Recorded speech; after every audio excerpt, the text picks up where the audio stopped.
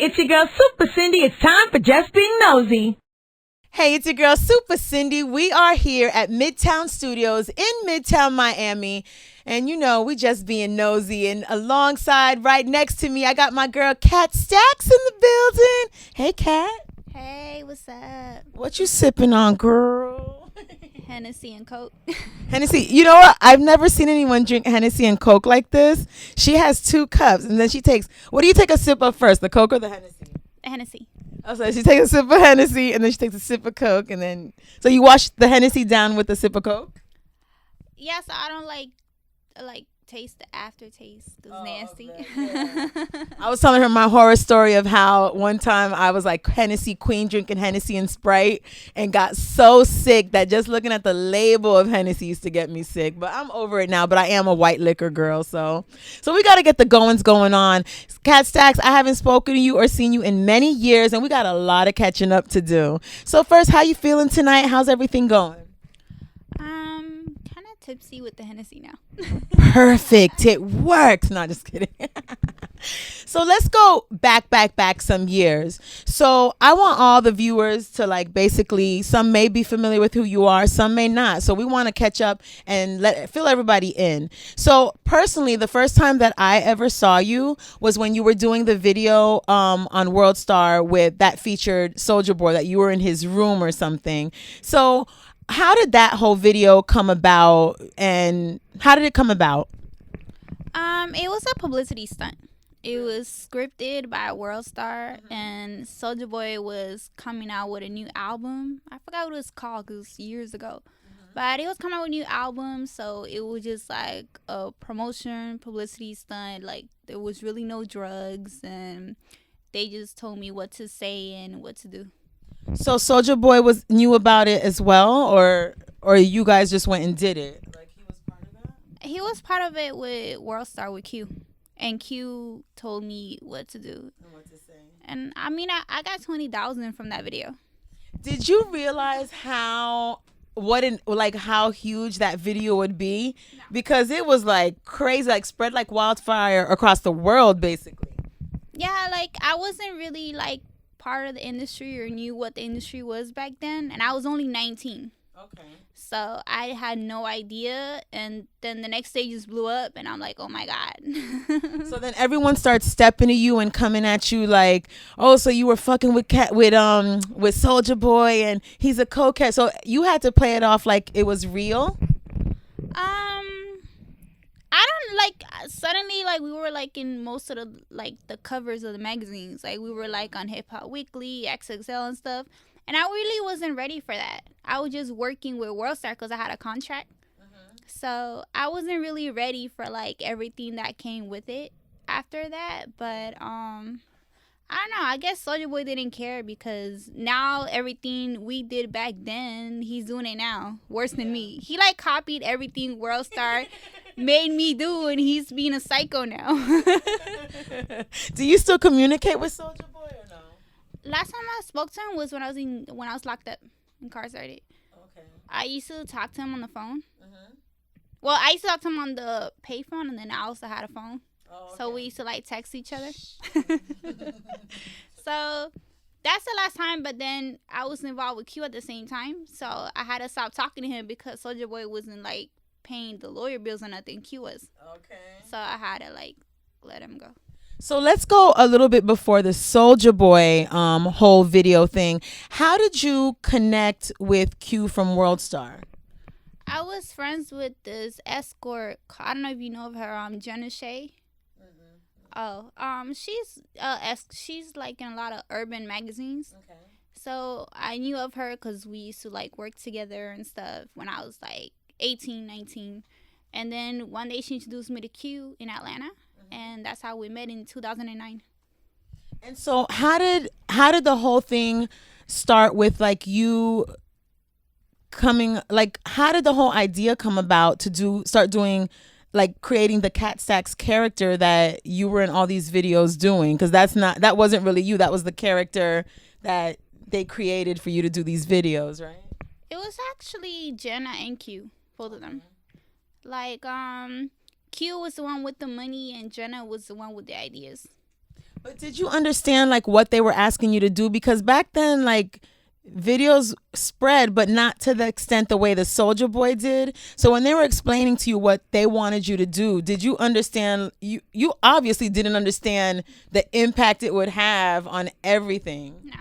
Like, I used to get, when I first started, I got paid $500 per World Star video. Okay. Then it started going up, sometimes 1,000, sometimes 1,500.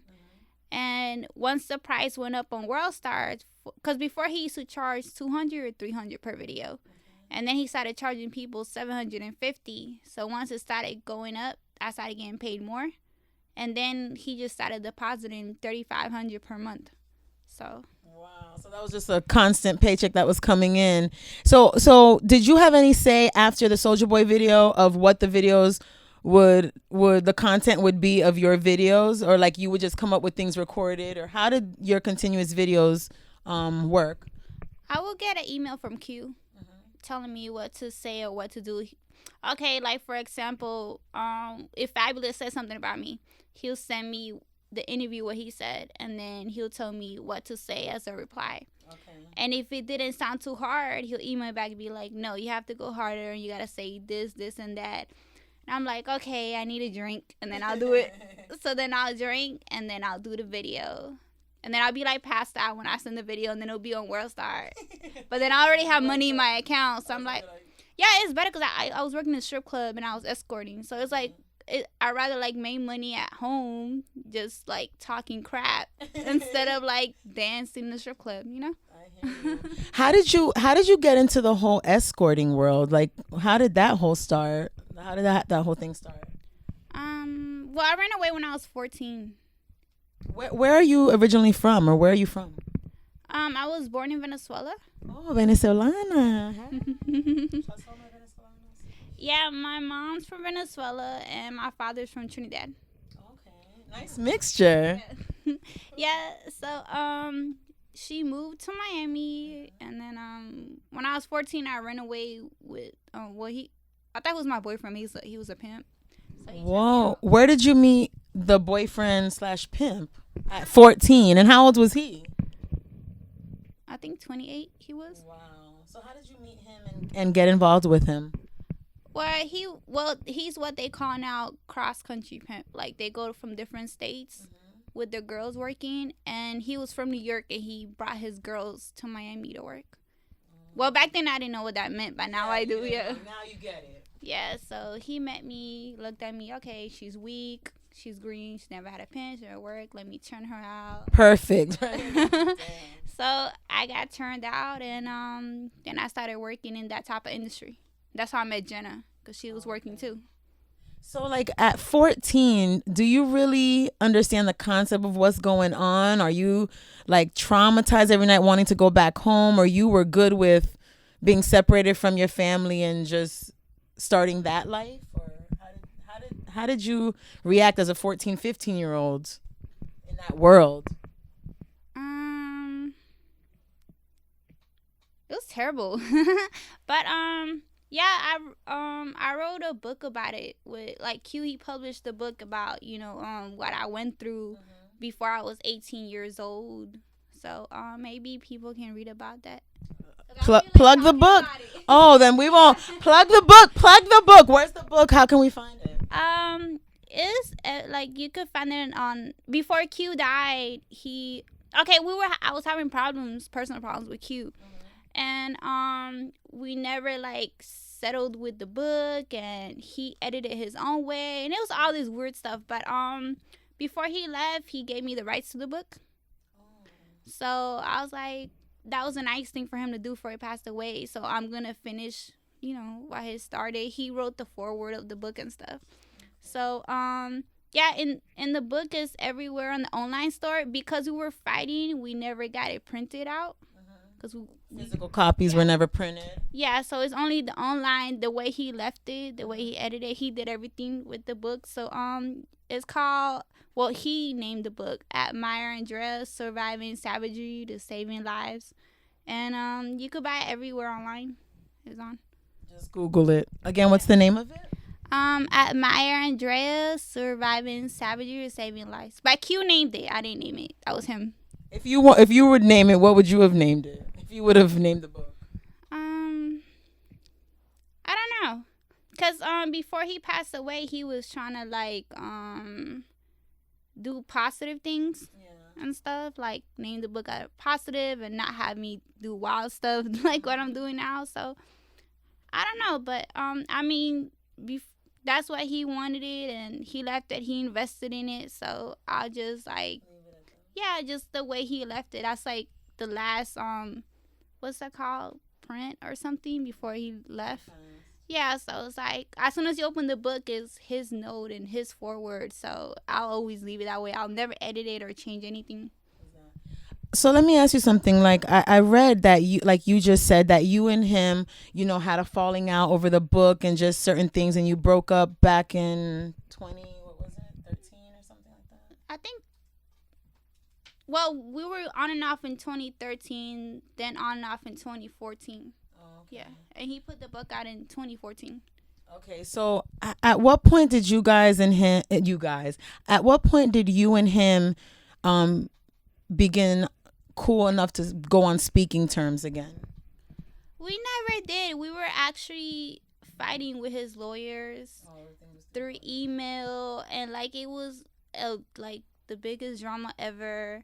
And before he passed away, he had sent me an email, and he was like, I want to give you the rights to the book, and I want to stop fighting and stop mentioning me and blah blah blah and all this stuff. And I ignored him. And then one day, like, people just started messaging me talking about, did he pass away? And just blah blah blah.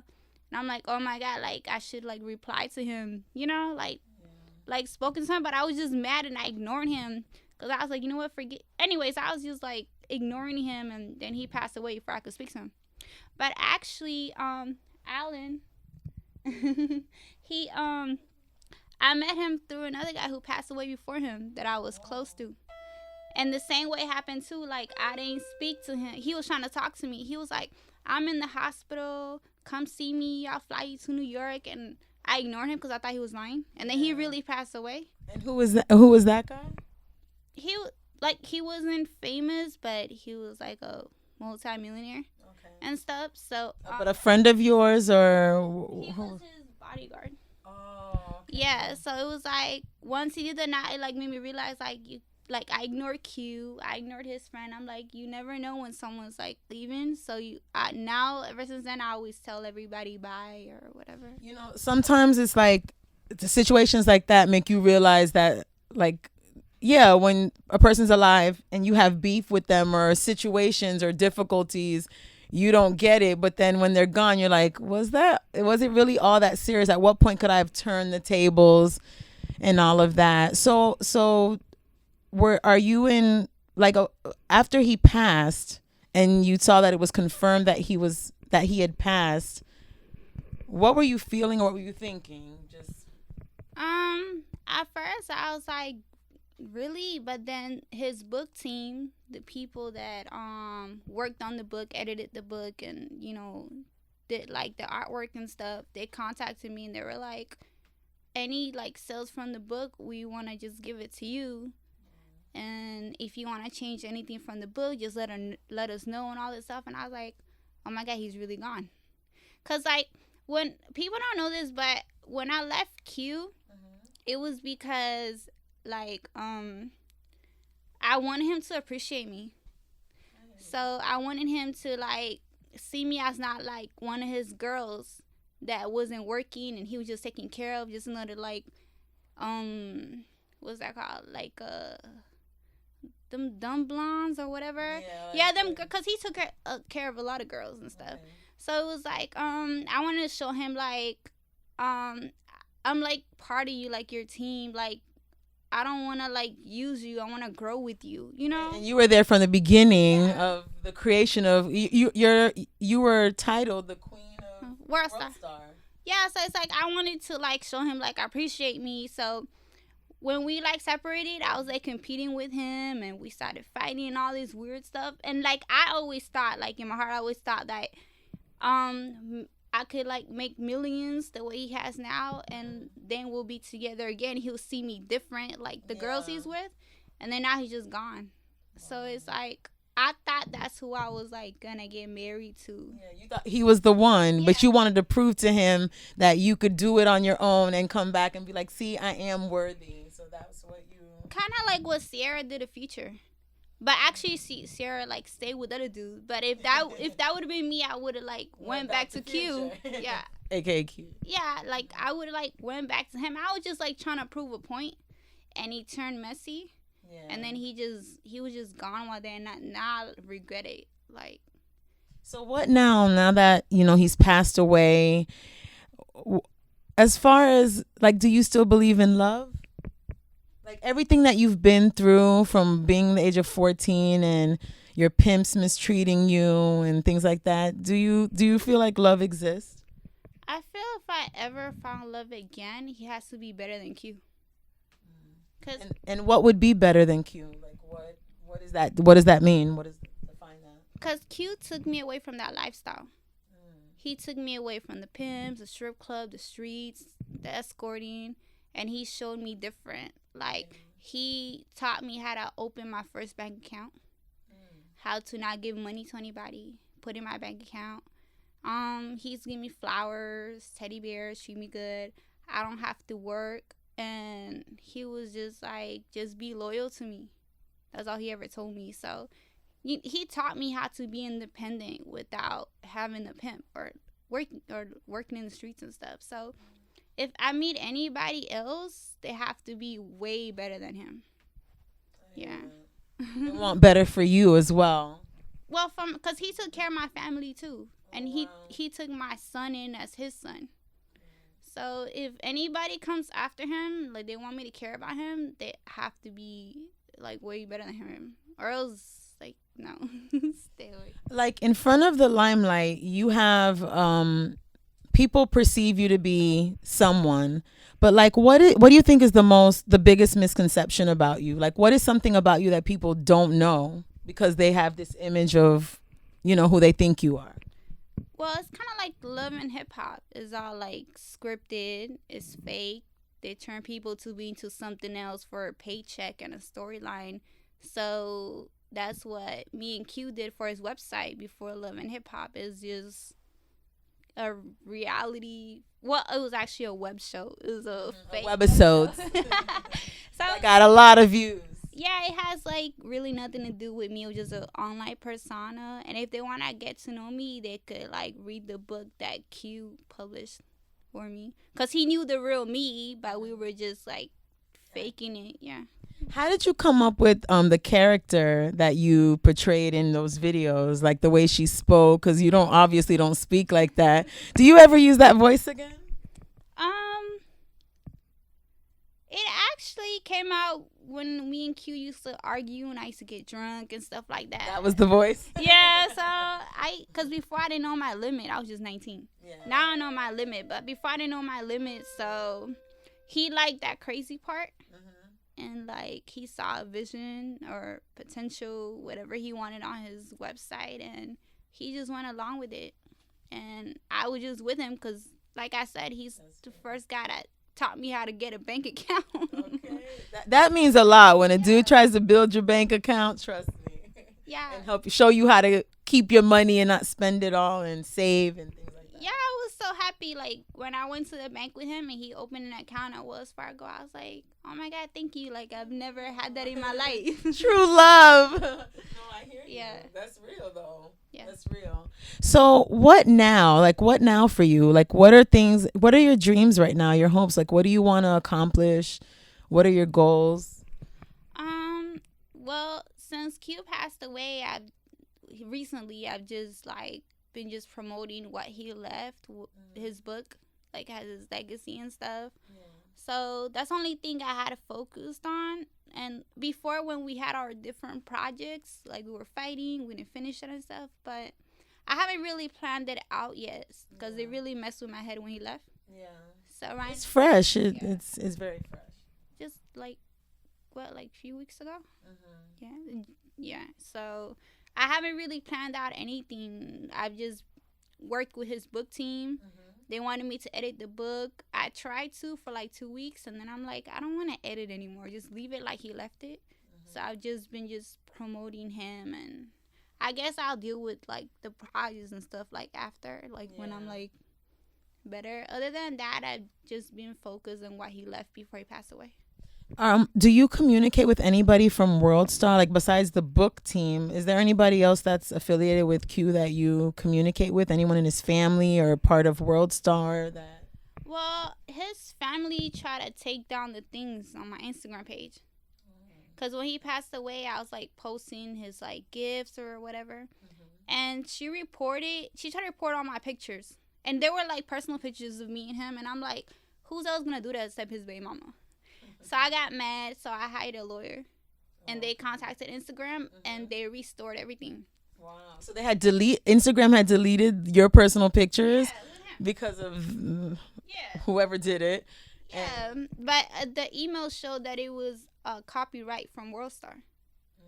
So it was part of the team. So when the lawyer contacted them and the pictures got restored, they never messed with me again. Do you ever log on to World Star to see what's on there? No, cause before Q passed away, like I used to have the login on the website, and he changed everything. And he like deleted my Instagram. He did a bunch, like when we were fighting, he did a bunch of stuff. So I was just mad, and I never like logged into it. We were fighting through emails, and he used to like call my mom and stuff and talk. And speak to your mom. Yeah, like he'll talk to my mom, like trying to talk to me, but I'll get mad at my mom for talking to him, and I had changed. It was like a lot of drama. Yeah. But I wish that never would have happened because I didn't think he was like gonna pass away so young. Yeah. No one really passed away at 43 years old? Yeah. It's like I didn't know that. I thought he was gonna like I just never think that way. Like he passed away and then suddenly Alan's friend passed away too. He was way younger. How old was He was 32. So then the guy I was with that he was bodyguarding, he was 32. Then Q was 43. So you just never know. Everything just like hit me like one big boulder. Yeah. So have you had any thoughts? I know you said, you're trying to just get it together at this point with everything being so fresh. But do you think the book will ever become a movie? I think it would. I think it would help a lot of like people that are still in the same situation as such. Okay, because right now, one of my ex pimps, he's locked up for 30 years. Wow. And what is he locked up for? Being a pimp. Well, on the newspapers in the court, it shows that he was pimping this 15-year-old and broke her jaw in 3 places, and she testified against him. But his side of the story was that, and he never broke my jaw, so that's what I'm saying. His side of the story was that she was working at a strip club with a fake ID that pretended she was 19. 2 of his girls that was working for him at a strip club recruited her, took her home, and 2 weeks later, she started fighting with one of the girls. And his story was that he was trying to separate them, and when he tried to do that, the 15-year-old punched him. So he said like automatic reaction. He didn't know, like a reflex. He just hit her, and he was like, I didn't know I was gonna break her jaw. So he took her to the hospital, and she just snitched, and everything like fell down on him and stuff. But I speak to him like through emails on the feds or the court links and write to him and stuff. And it's like, wait, what was the question? Wait, I forgot. Why did he get arrested? Oh yeah. So about the if it will be ever become a movie. But, yeah. Yeah. So I forgot my question. Yeah. So it's like he will never like pimp no more because he didn't know it was that serious. He's doing 30 years now. He has kids. I can't see him unless I visit him. And other pimps I wrote about in the book, they're dead now. They got murdered. Other girls got their face it's like I think it's a real helpful story, and I'm glad that before Q passed away, he published that for the world. Because at the beginning in the foreword, he said he has kids. So he had 3 kids. So he was like, I would never want that to happen to my kids. So that's why he published the book.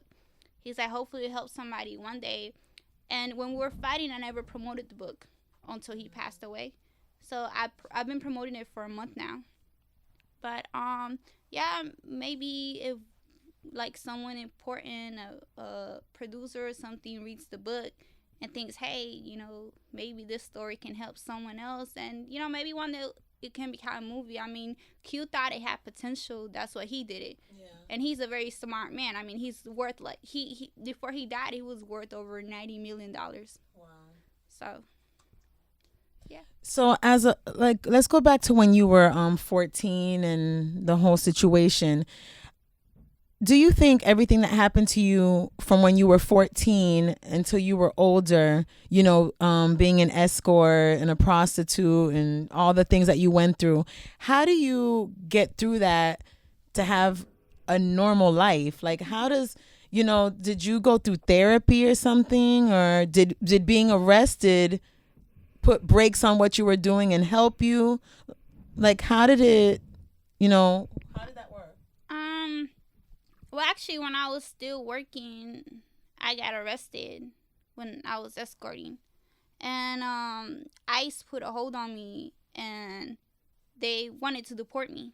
Because you were born in Venezuela? Yeah. Okay. So they wanted to deport me, and they were like, we won't deport you if you testify. But I'm not going to testify against my baby daddy, the father of my child. Mm-hmm. So I testified against the escort service because I had no loyalty to them. And they were having a lot of underage girls. Your baby daddy is a pimp as well? Yeah. Okay. Yeah, so I testified against the company. Mm-hmm. Then they had let me go, and I wasn't allowed to have no contact with my baby daddy or anybody else. And I had to have the baby, or else they was going to deport me. So every month they make sure I was still pregnant. Wow. So then after that, like whatever, then I went to court, and I had to deal with the pimp that's arrested now for 30 years because of that other girl. Yeah. So I had to go to court for that, and I went to court for the whole stupid human trafficking stuff that I didn't know was illegal. Wow. So anyway, so I had to do that. So and then through that time, they made me go to therapy for 2 years. So I had to go through that, and they were like, look, pimping is not real. It's called human trafficking. You're like, what? They're like, yeah, and it's called white slavery and all this bullshit. And, like, every girl that gets pimp is 15 to 20 years. And I'm like, and they was like, and if you're one of his girls and you're recruiting, you're going to get the same charge as a pimp. Wow. So I didn't know none of this stuff. So it, like, pumped my brakes. And I left that, like, alone. And when I was with Q, he helped me, like, through all that and left it alone. Did at any point when you were going through all that, did you ever think of running away from that? Like, you ran away from your family to be with that boyfriend who ended up being a pimp. But when you saw what he got you into, where did he do that to you? In here? Or you were in Miami, or where were you when all that was going on? When he kidnapped you and separated you from your family and you ran away, where were you? He first took me to Cocoa Beach and then New York. When you're young, they have a lot of advantage, like, in your mind, and, like, their threats and their guns and their beatings, and you're just young. Yeah. Now, if you can't do that to me now, but before, it's like, you're young. You didn't know, like, I didn't know what a pimp was. Yeah. I didn't know what all this stuff was, but now you know. Have you ever thought of speaking to young girls and letting them know? Because now young girls in this day really think they know it all. And when their moms are like, don't talk to that guy you met on Facebook or Instagram who's 29 or whatever. They're like, he loves me, mommy. And, you know, have you ever thought of doing that? Or when you're ready? Like, are you not ready to do something like that? Or would you be willing to do something like that? They've asked me to come to schools and speak to, like, the kids in Atlanta. They've asked me here, too, to go to the alternative school, JAMZ. Yeah. They want me to speak there, too. And it's like, how am I going to go speak to the kids right now? And I'm, like, kind of still doing the same thing. So it's like, I guess once I'm, like, really, really settled, I don't want to be a hypocrite. I don't want to be like, hey, you know, kids, stay out of trouble, but I'm over here, like, getting kicked out of clubs and dealing with retards and stuff. It's like, I don't think I could set a good example until I'm doing what I'm going to talk about. I can't be fake. Like, I can't. Like, Q tried to do that with me before he passed away. We started fighting because he was like, I want you to leave the whole persona and like use my government name, and he tried to change my whole image and all this stuff. And I was like, I'm not ready for that yet. Yeah. Like, you know, I just got out of lockup. Like, you can't do that. And we started fighting, and then he was like, well, you need to go see a psychiatrist. I'm not sending you no more money. So I was like, F you. And that's why we broke. Yeah. So I was like, F you, and I went to Vegas, and then we started the whole drama. But yeah, I think when I want to speak to kids, like, because they told me to, I think I want to do it without being a hypocrite. Yeah, when you get to that point in your life that's what you're ready to do. When I'm like married and I'm not going to clubs and hosting and working and doing stupid stuff, like when I'm settled and be like before Q passed away, he wanted to start like a shelter. He was gonna invest in a shelter for the girls, and I got the whole logo and stuff for the company. And like, I don't have like girls be like, hey, I want you to be my pimp. Like, to you? Yeah. They said to you? Yeah, they feel like you'll treat them better than a guy pimp or something? Yeah, they all like want to work for me and stuff. And I was like, well, if I had a shelter to like bring you to and like rehabilitate you, then it'll be different. But I'm not gonna pimp you because I don't have the heart to be a pimp. Yeah. I don't have the heart to be a pimp. And I'm not going to prison either. Like, my ex-pimp's doing 30 years. Like, what is the worst thing that well, two questions. What is the worst thing that a pimp has ever done to you? And what is the worst thing that you've ever done while out on a, what is it, a stroll? What do they call it? I don't know. On a job. I think I'll have to read the book. I'm already going to get this book. Seriously. Yeah, I think they'll have to read the book. Okay. Because it's kind of like, I don't really like having flashbacks. I hear you. I can't even imagine. Like if you're honestly a very obviously strong person, because you may not feel like you're strong, but you definitely have to be strong to, you know, have gone through the things that you've gone through. It's crazy. So you did mention clubs, and recently on the internet you were online. What happened at Cameo on South Beach? Why did they like you were inside the club? Like, tell us what happened that night, because I saw on Instagram. I'm like, what's going on? Why is she outside? What happened? I really don't know what happened. All I know was that the promoters, that was their first night, starting on a Thursday. Okay. That was their first party for Tory Lanez. They contacted me and they asked me to come. Mm-hmm. And they told me to post the flyers and promote him, and they were sending me the videos and stuff for him. So I'm like, okay. Well, you know, because I don't know him, but he had like mentioned me in his song. Okay. So I'm like, yeah, okay, I'll promote him, cool, whatever.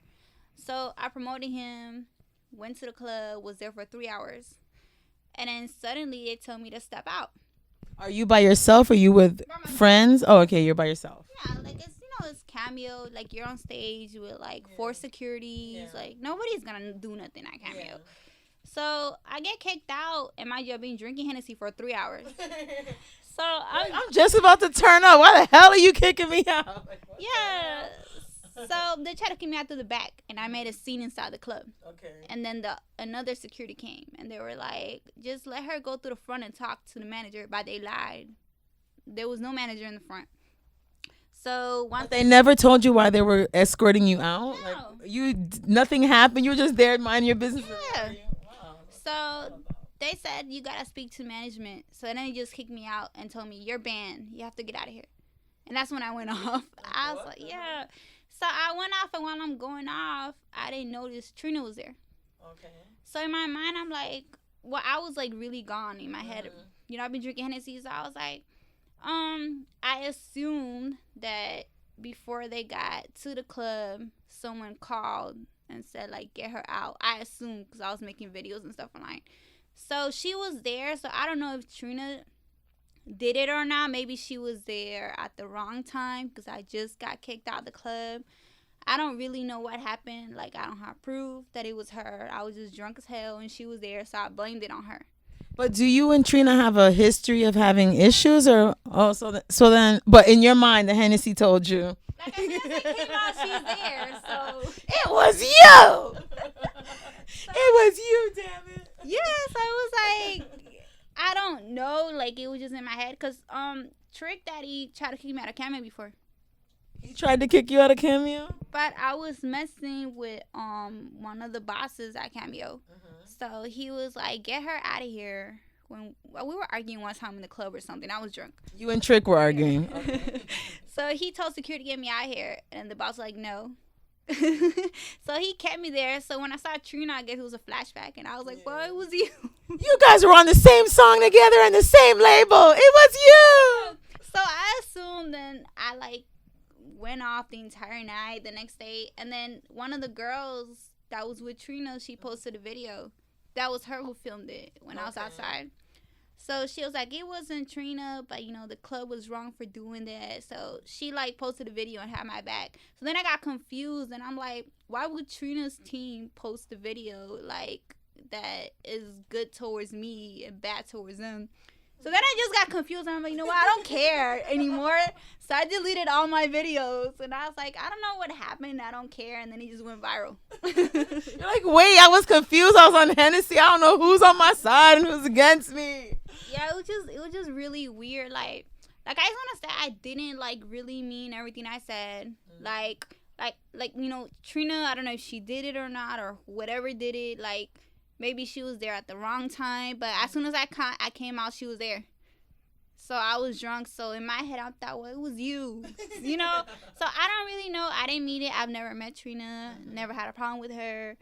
I never said anything to her, and she's never said anything to me. And then I didn't really want to have problems with Trick because I've stayed at his house before. We were filming a reality show together in 2014. And, you know, I was a fan of him growing up. And he's a legend in Miami. Why would I want to have problems with someone who's a legend in the same city we live in? That's stupid. So I don't have no problems with him or Trina. It was just a weird, I'm going to blame it on Cameo. Like, y'all just weird. Like, don't invite me to your club and kick me out. Why did they make you post flyers and then kick you out? Like, what is that all about? That's how I got confused. So imagine when I'm, like, drinking Hennessy for 3 hours. Like, and that happens. Yeah, so it was just a weird experience. So Trina, Diamond Princess, T Double D, it was the Hennessy's fault. She don't even know what the hell's going on. Like, whatever. At all. So you heard it here first, just being nosy. So one of the things that, like, have you ever wanted, like, your own, I don't know, clothing line, makeup line or something? I don't know. What's something out of the norm that you would be interested in doing? What interests Kat Stacks? Well, I always wanted the book, and Q gave it to me, even though we were fighting. But so you kind of got what you wanted, and now you're taking the steps to make it blossom and grow into what it deserves to be. Yeah, but even though I have, like, the rights to his publishing company, is like, I wish he was back. Like, forget the book. Yeah. And we fought for the book for 2 years. Why do you think? I mean, I know you guys weren't speaking on speaking terms, but why do you think what made him send you that email saying, let's squash everything, you could have the publishing? What do you think, you know, made him send that? Just out the blue, because it happened out the blue, yeah. Correct? I don't know, but the only time I took him serious was when his book team contacted me the same day he passed away. And they was like, you know, we want to send you the rights. What's your address? And what's your PayPal? So everything, the book, and as soon as someone buys the book, it goes straight to my PayPal. Wow. So at first I was like, oh my God, he really did, like, pass away. Wow. So you do live here in Miami, correct? Yeah. Do you get booked out of the state, or how does this work? Like, what do you? I get booked more out of the state. Like, in different states. And, well, with the whole, like, Trina drama and Cameo, and I started getting booked out here. Like, I got booked at Mokai on Saturday. And actually, Mokai is a better club than Cameo, though. It's more expensive. Yeah, and it's more exclusively small. It's smaller, so. Yeah, so, like. But what does that tell you? That tells you start a random beef and get booked. Bitches, no. But that's kind of fucking crazy, but it's the way of the world. Yeah, it's like, it wasn't even planned. I'm like, because ever since Q passed away, like, I haven't really, like, gone out. I haven't worked. I haven't really done anything. People invite me everywhere, and I went nowhere. And then when I got invited to Cameo, I'm like, okay, I'll do it. Because, Cameo booked me a lot, back in the days. So I was like, okay, I'll Out of loyalty. Yeah. Let me go show love. Yeah, and then I get kicked out, and I'm like, bruh, I don't need this drama. Now y'all started drama with, like, Trina and, like, Trick Daddy and all this stuff, and I'm like, I don't need this right now. Like, you just, like leave me alone. Else, exactly. Yeah, like, it wasn't planned. It just, like, happened, and I just, like, spazzed out. And then when I sobered up, I'm like, y'all really started all this bullshit. But it's cool because then fuck Cameo, like, all the promotion came to me after it. Like, and it is weird because then the manager at Cameo, like, started putting hashtags, like, putting Trina and Tory Lanez on my pictures. Yeah, and then they blocked me. Like, they're just weirdos. Like y'all just leave me the fuck alone from y'all weird ass bullshit. Like seriously, that shit was mad weird. And then I was like, okay, why are you posting hashtags? And then next time I checked, I'm blocked. Yeah, we'll never understand that side of things. So where can everyone follow you, social media, connect with you if they want to, contact you about anything? Well, my Twitter is Queen Cat Stacks, and my new Instagram, this is my new page. That's why I don't have that much followers, is OG_Cat Stacks. And the book that was published by Worldstar, not the other version. The Worldstar version is called Maya Andrea Surviving Savagery to Saving Lives. Is mostly, like, I don't know if y'all ever read the book by Iceberg Slim called Pimp. Well, this is the female version speaking, like, from a female side of what pimps do. I'm not a pimp, but like the female version side, like I don't know if anybody read like Iceberg Slim, but mostly he spoke about his bottom girl, his main girl. I forgot what she was called. He used to call her the runt or something in the book. So then it's kind of like the runt, like writing about Iceberg. If that explains. Anyway, so it's a book about pimping and hoeing, like in the modern age, because Iceberg Slim wrote it in like 1920s. Like Yes, long time yeah. ago, a long time ago. Yeah, so it's like the new version, like from a female perspective, from a female's point of view. Yeah, so it's really good, and Q wrote a foreword at the beginning of the book, and he left a note before he passed away. So I think that means a lot because, like I said, he said he has 3 kids, and he wished that never happened to his kids, and that's why he published the book. All right, so make sure you follow Cat Stacks. Again, OG_Cat Stacks. That's on Instagram. And Queen Cat Stacks on Twitter. Yeah. Make sure you follow Cat Stacks because I said so. Your girl, Supa Cindy. Follow me, Supa Cindy, SUPACINDY.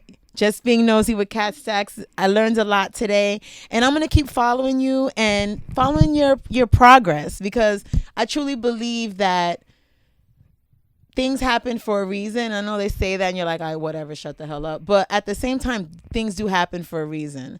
And I think him contacting you and emailing you and trying to bring peace without even knowing that was going to happen means a lot. And it says a lot. So I hope you hold on to that and turn it into a positive. And I don't want to turn this into an Oprah session. No, but that's what my mom said. Oh. My mom said the exact same thing. She was like, he made amends right before he passed away, which is really crazy. Because he didn't know he was going to pass away. Yeah, he used to, like, have heart problems because he was, like, overweight. Yeah. And, he used to talk to my mom about it, but he didn't know he was going to die at all. And when we were, like, cool, he used to, like, text me and be like, I'm not ready to die. And all this stuff, and I used to be like, oh, you're not gonna die yet. I used to tell him that stuff, but he would tell me he was scared to die, and then suddenly his heart stopped, so I know he was scared. Well, we're gonna keep following Cat Stacks, following her moves. Go get her book, Google it, find it on her page because you promote it on your page as well. Yeah, it's on my URL. Okay, yeah. So the link is on her Instagram page. Your girl, Supa Cindy, Midtown Studios, Miami, and I'm out.